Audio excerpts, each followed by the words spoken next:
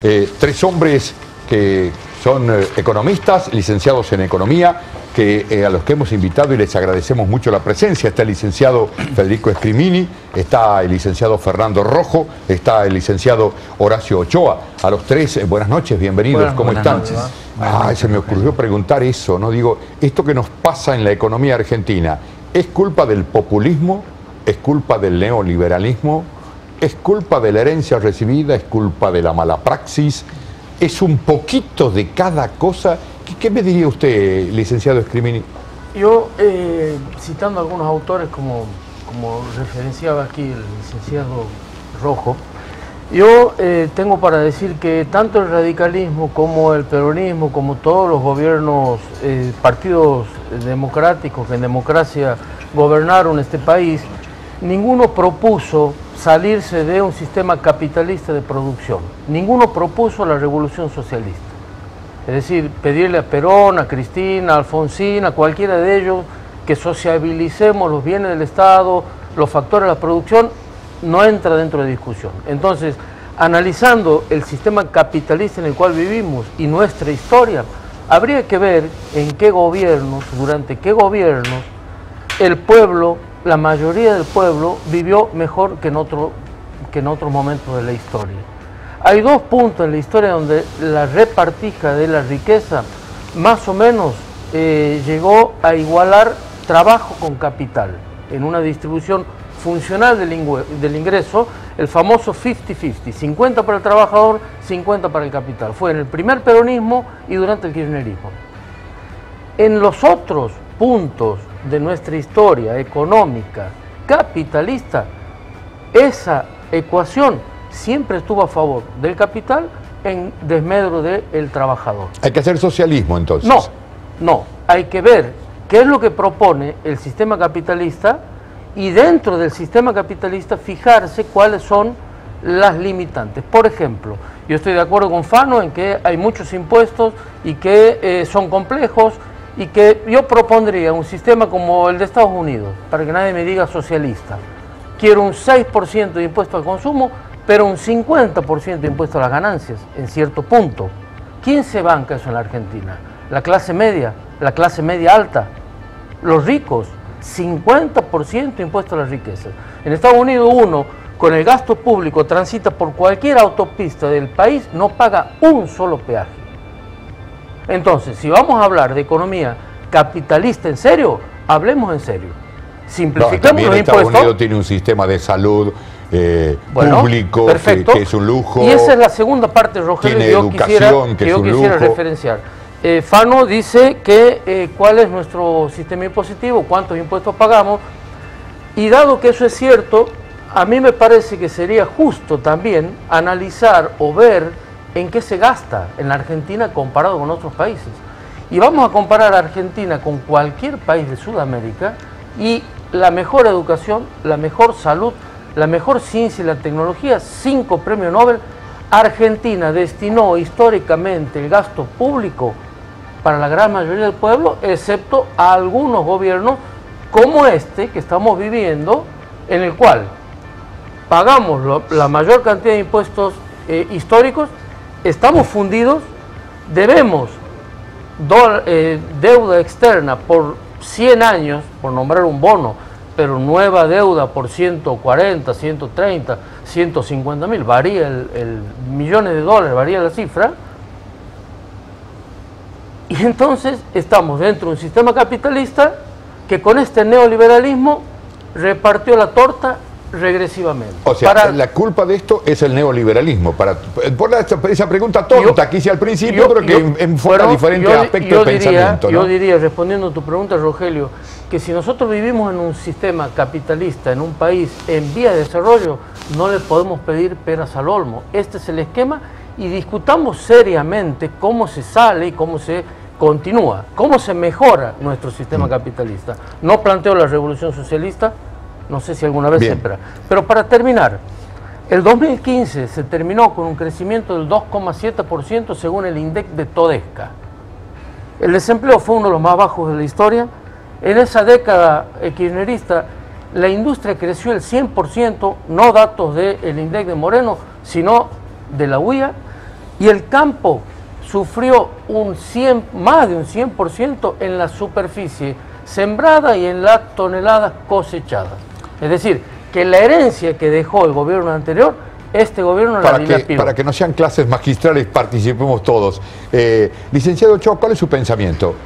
¿Por dónde pasa el mal de Argentina en materia económica? Bueno, lo que dicen los libros de historia económica es que por ejemplo, la crisis actual que estamos viviendo está caracterizada como una crisis de balanza de pagos que sucedió en septiembre del año pasado. Empezó en abril y ha continuado hasta septiembre, en donde lo que se produce es un stop and go. Primero, un go, es decir, primero la economía toma velocidad, con pautas salariales por encima de la inflación, con nivel de gasto elevado, financiado por emisión monetaria, y todo eso no produce una crisis porque se frena, ¿cómo se dice? Se congela el dólar, se lo ata, se produce el atraso cambiario. En determinado momento se produce o cuando las expectativas se dan vuelta, de nuevo entramos en un ciclo de stop. Es decir, lo que ocurre es que la economía no da más, no hay suficientes reservas y por lo tanto hay que devaluar, como ha sucedido, subir las tasas de interés, como ha sucedido, y así en un loop que viene desde hace, en una repetición que viene desde hace muchísimos años. Esa característica del stop and go, que en este caso además hay que darle una crisis, podríamos mencionar que hemos tenido una crisis de balance de pagos, es lo que ha sucedido. Es decir, primero una fiesta y luego se pagan los platos. Hay que pagar la fiesta. Exactamente. Ahora, ¿la inflación tiene que ver con esto? La inflación está relacionada con esto porque particularmente la inflación que tenemos nosotros en este momento en Argentina es una inflación crónica y es una inflación alta. Es decir, cuando las tasas de inflación son superiores al 20% durante muchos años, desde el 2007, usted ha tenido inflaciones, el país ha tenido inflaciones del 25%, casi todo del 2007 al 2015. Y estos últimos años la inflación ha sido mayor. Ese tipo de inflaciones no es fácil bajarlas porque tienen un componente inercial. Es decir, cuando año a año se discute cuál va a ser la paritaria, por ejemplo, voy a ejemplificarlo. El año pasado la inflación ha sido el 47%, 47,5%, según el INDEC. Si este año, por las tasas de interés altas, que reducen el consumo, reducen la inversión, y por lo tanto hay una recesión en la economía, los salarios, supongamos que no lleguen al 47 en las negociaciones y queden en el 40. Usted ya está midiendo, ya está incorporando a la inflación de este año un 40, ya está embutida en la inflación de este año un 40%, con lo cual es complicado bajarla. Eso creo que ha sido uno de los errores del gobierno actual. Suponer que podía, con un esquema de metas, bajar la inflación en una economía que venía desde el gobierno anterior con una inercia que era: los salarios se ajustaban por inflación, más 2 puntos de productividad, más venían con una velocidad importantísima. Entonces, detener una economía que tiene una inflación de esa manera, tan alta, es complicado. No es una tarea sencilla y creo que todos nos hemos dado cuenta, me imagino y espero que el gobierno también, que es difícil. O sea que no es fácil. Que no es fácil bajar unas tasas de inflación tan altas. Licenciado Rojo, ¿cuál es su opinión de esto que estamos conversando? Inflación, culpa del... Primero podemos arrancar con una broma. Qué lástima que el licenciado Ochoa no lo hubiera asesorado al presidente, quien manifestó antes de asumir el cargo que la inflación era lo más fácil. Sí, claro. Sí, eso nos acordamos todos. Bárbaro. Segundo, quisiera tratar la cuestión ideológica. Se habla de neoliberalismo y se habla de populismo. Populismo dirigido. Bueno, hay populismo de izquierda y hay populismo de derecha. El populismo tiene la característica de seducir a grandes sectores de la población con cierto tipo de medida política económica, tanto desde la izquierda como desde la derecha.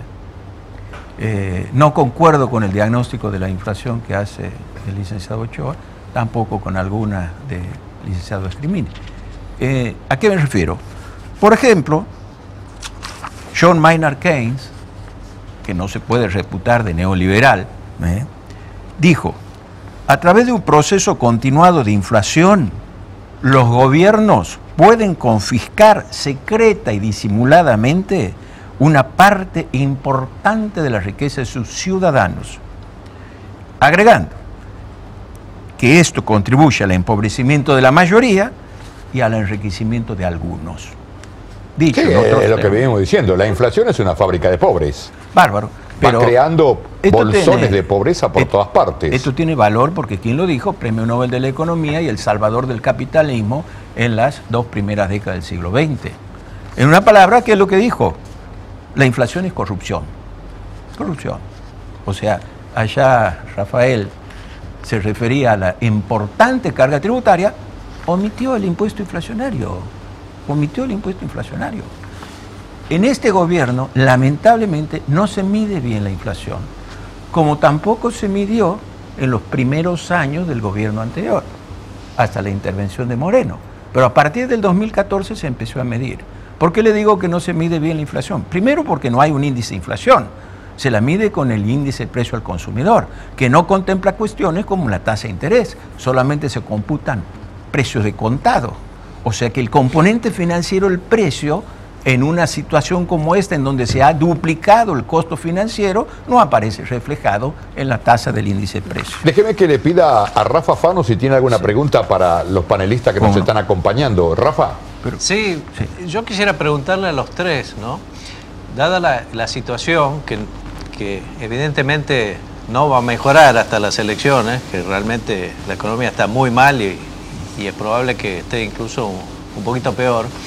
Si ven un escenario de estallido cambiario, de crisis profunda hasta las elecciones, o creen que se va a poder mantener esta situación como está mala, pero digamos estabilizada hasta la elección?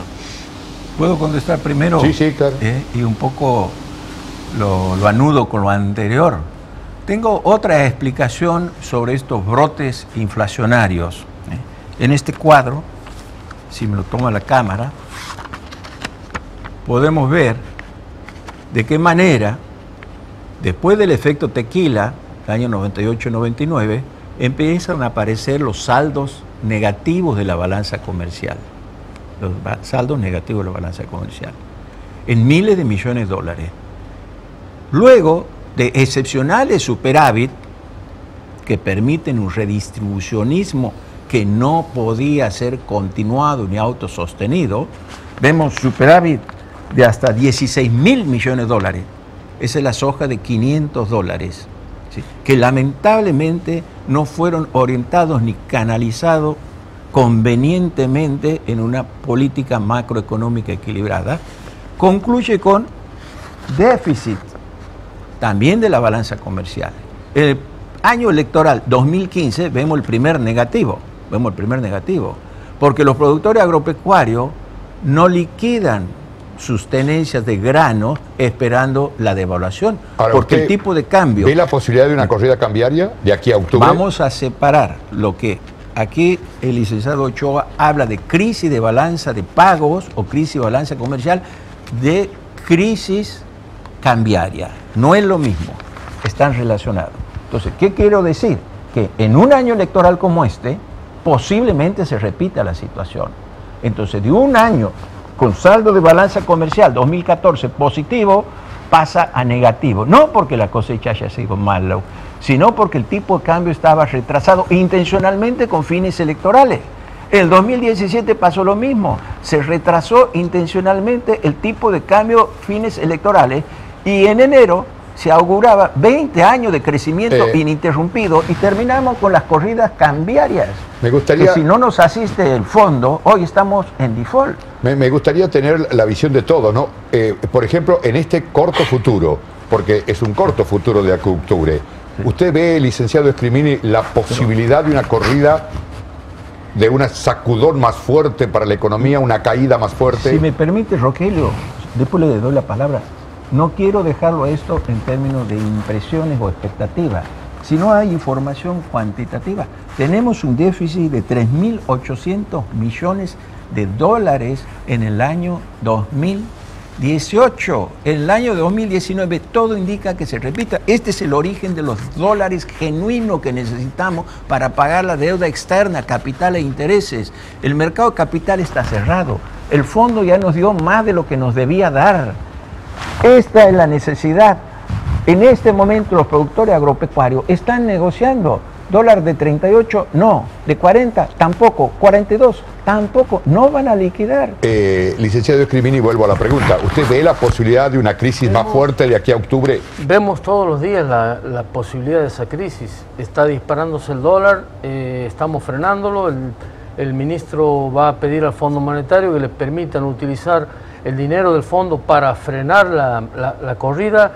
¿Quién lo sabe? Ojalá que no, Rogelio, porque cuando ocurre eso vienen las grandes crisis políticas también, como explosión de estos sistemas de ajuste económico que se traduce en lo social. Pero a mí, como economista, me gustaría responderle y contarle y aclararle un poco a la gente, que es a la que un funcionario y militante político se debe, que el término de populismo al cual hacemos referencia es la asignación universal por hijo creciendo por arriba de la inflación. Hay que explicarle a la gente que esas son las jubilaciones que se están perdiendo, los subsidios a los discapacitados que este gobierno les está quitando sin ningún tipo de vergüenza. Eso también es el populismo al cual se hace referencia hoy aquí en programas y nacionales también.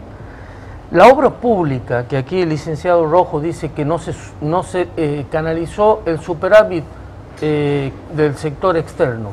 Santiago del Estero es una de las provincias más beneficiadas con la reparación histórica. Hicimos la obra pública que no se hizo en toda la historia.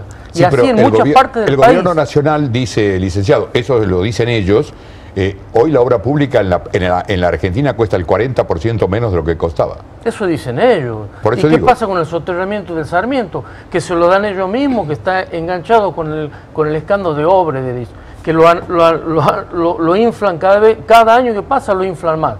El gobierno nacional y los que osen defender, acusando de corruptos a los anteriores y a los 2 PBI que se llevaron, y que osen defender este gobierno, yo les diría que sean un poco más cautos, porque cuando este gobierno no esté más, se va a demostrar que es el gobierno más corrupto de la historia. Ahí está D'Alessio, Stornelli, Bonadío, inventando causas y persiguiendo no solamente a la oposición, sino a empresarios. Hasta Paolo Roca lo salieron a coimear. Y es por esto que el riesgo país a nivel internacional lo ven como riesgoso y que esto aumenta. ¿El licenciado Ochoa? Sí, yo tengo una visión un poquito más optimista que las anteriores, que mis colegas. Yo pienso que lo peor, que Argentina ya ha chocado, o sea, que el dólar se haya ido de 17 a 40 y pico, y casi llega, eso ya ha pasado, que la tasa de interés suba de la manera que ha subido, ya ha pasado. Creo que el ajuste ya se está haciendo, las necesidades de financiamiento para el 2019 y 2020 están cubiertas. El nivel de riesgo país es alto porque hay mucho ruido político, o sea, las variables económicas por supuesto han contribuido, pero se mantiene tan alto teniendo financiamiento por el ruido político que hay, porque no se sabe cómo van a continuar las elecciones. Con lo cual, mi visión no te podría decir, mira, no va a ocurrir. Yo lo que pienso es que ya ha ocurrido, ya estamos tratando de salir de la crisis. Eso es Así lo veo yo. Gracias a los tres, ¿eh? Muchísimas gracias por habernos acompañado. Sí. 30 segundos. Cortito. El por nivel favor. de reservas que hoy tiene el Banco Central, reservas internacionales, 66 mil millones de dólares, es prácticamente el mismo que tenía en febrero del año 2018, 62 mil millones de dólares. En ambos casos, las reservas eran resultantes de dólares obtenidos por préstamos, o sea que no son auténticas. Eso hay que devolverlo. Bien, señores, una pausa muy breve. Ya venimos para la última parte de Libertad de Opinión. Otra vez gracias a los tres, ¿eh?